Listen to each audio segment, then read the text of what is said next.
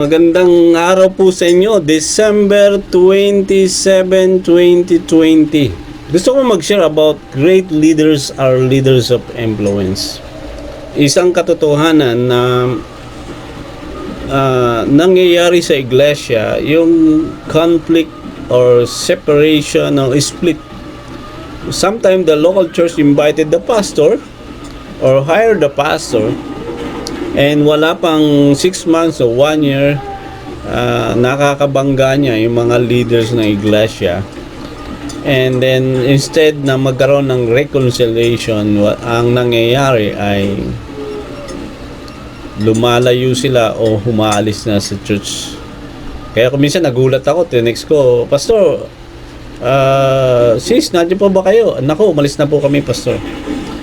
Paano maiwasan yung mga ganitong kalagayan? Maaaring ang iglesia ay pumili ng dapat na leader ng iglesia base sa kanilang upbringing. So, pinamagatan ko itong the great leaders. Sabi nga ni John Maxwell, no matter what your goals in life or what you want to accomplish, you can achieve faster. You can be more effective, and the contribution you make can be longer lasting if you learn how to become a person of influence.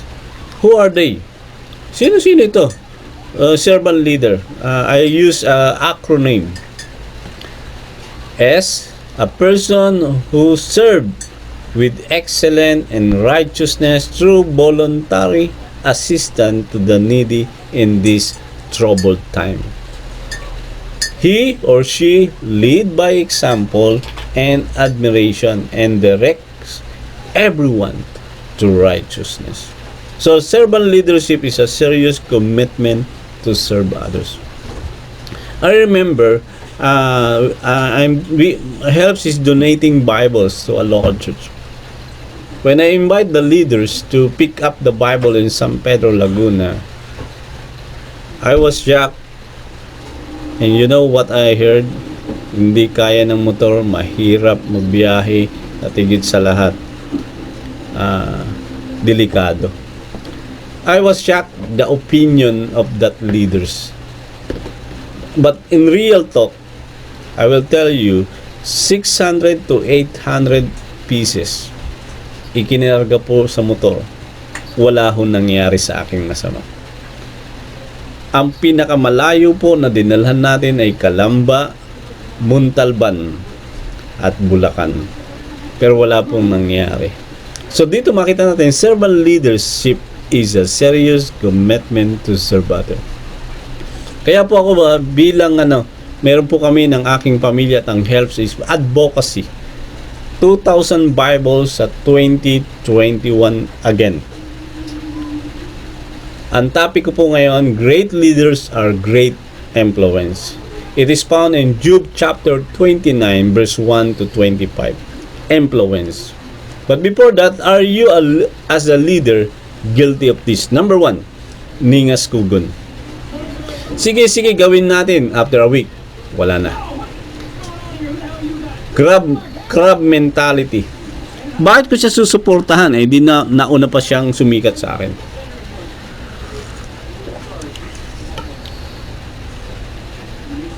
Bahala na. Ituloy na yan. Bahala na kung anong kalalabasan matapos lang. Filipino time.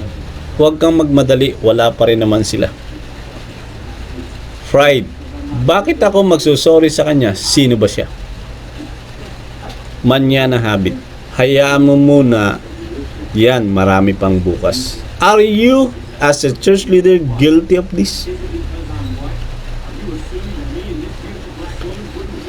Today, I will give you 10 principle o prinsipyo to be a leader of influence. Maging prinsipyo na magiging influence leaders in the life of Job. Sabi nga po ng Bible, if you have a Bible, sa Job chapter 29, Job said, my God took care of me. He lifted up the way before me, and I walk safely through the darkness. Paraphrase, God's friendship or lordship was filled in my home. Verse 4, the Almighty God will always be with me, and my children always be around me. Verse 5, I will teach you about God's power. I will not conceal anything concerning the Almighty God. Job chapter 27 verse 11. Number one principle. A church leader must have a strong, intimate, and dynamic relationship with God. Dapat ang isang leader meron siyang strong and intimate. The word intimate here is meron siyang regular family altar and regular quiet time with the Lord. Faithfully, in other words. The outstanding example of this in the New Testament, in the life of disciples, allow me to use this example. Napakaganda. In Mark chapter 9, verse 8, I asked your disciples, sabi ng babae, to drive out the spirit, but the disciples could not. The disciples were unable to achieve the desired result. In Mark chapter 9, verses 28 to 29, the disciples asked Jesus, why couldn't we drive out the demons? And Jesus replied, this kind of demons can come out only by prayer. Other translation is by prayer and fasting. Listen, church leaders, potential church leaders, people of God, the failure of the disciples to pray lead their failure in ministry. And Jesus knew that disciples' failure was a result of prayerlessness. This was the disciple needed to learn. Past success in ministry is no guarantee of present success or future success. O nga, no Mark chapter 6 verse 7 and Mark chapter 6 verse 12 and 13 ay nakakagawa sila ng magaganda, ng mga himala. Pero after 3 chapter, wala nangyari. In Mark chapter 9 verse 1, the life of our Lord was characterized by prayer and dependent upon God, and must be with us also. Potential leaders, friends, before you criticize other disciples for doing such thing, my question is how many times we have done the same thing?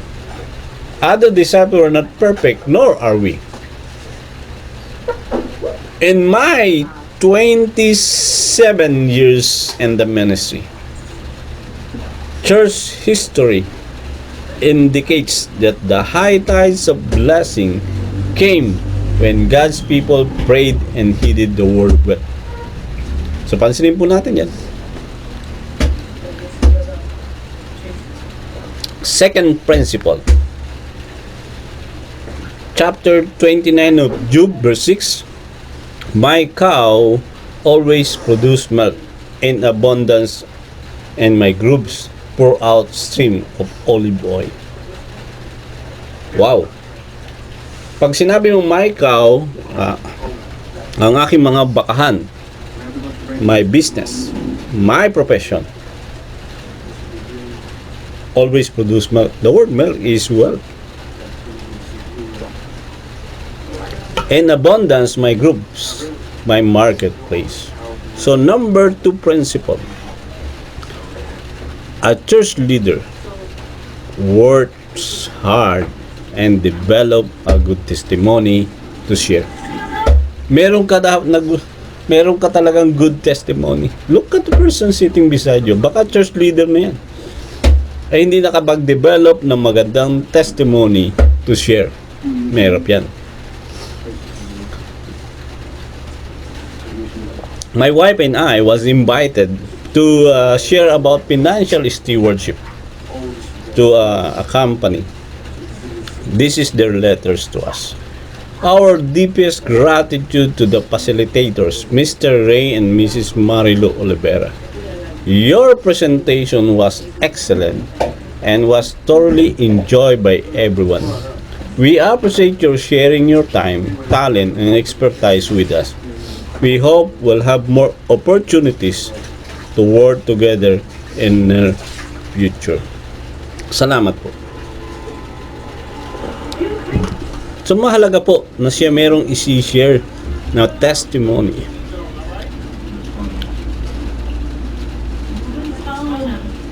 Number 3. Chapter 29. When I went to city gate, sabi ni Job, and took my place among the honored leaders.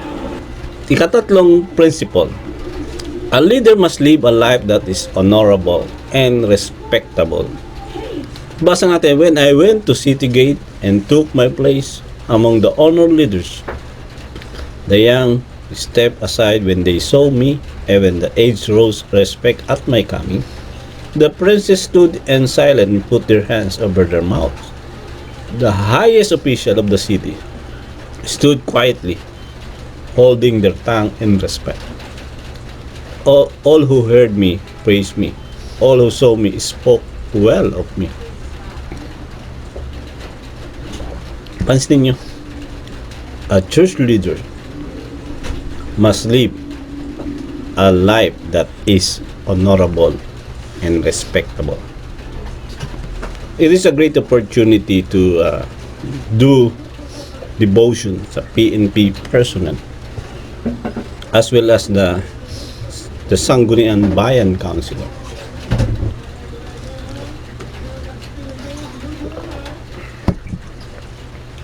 Kasi meron kang nais i-share na honorable and respectable life. Let us read another verses.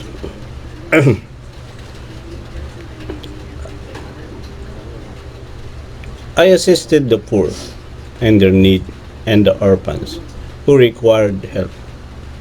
I helped those without hope, and they blessed me.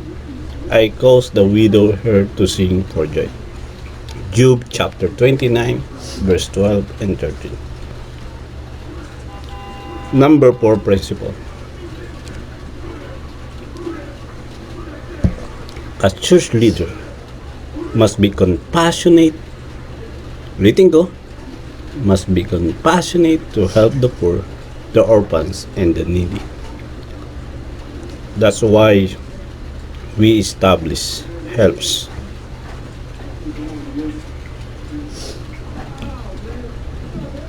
We started 2007 until now.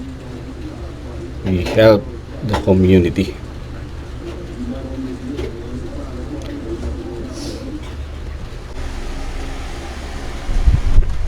Panglima,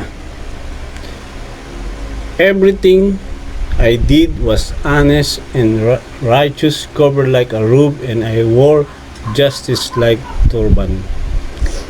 Sabi po sa Proverbs chapter 20 verse 7, the godly walk with integrity, bless their children who follow them. The 5 principle. A church leader must live a life of integrity by being honest in his life founded in righteousness and justice. Sabi nga ni General Dwight David Eisenhower, in order for a man to be a leader, he must have followers, and to have followers, he must have their confidence. Hence, the supreme quality for a leader is unquestionably integrity. Without it, no real success is possible.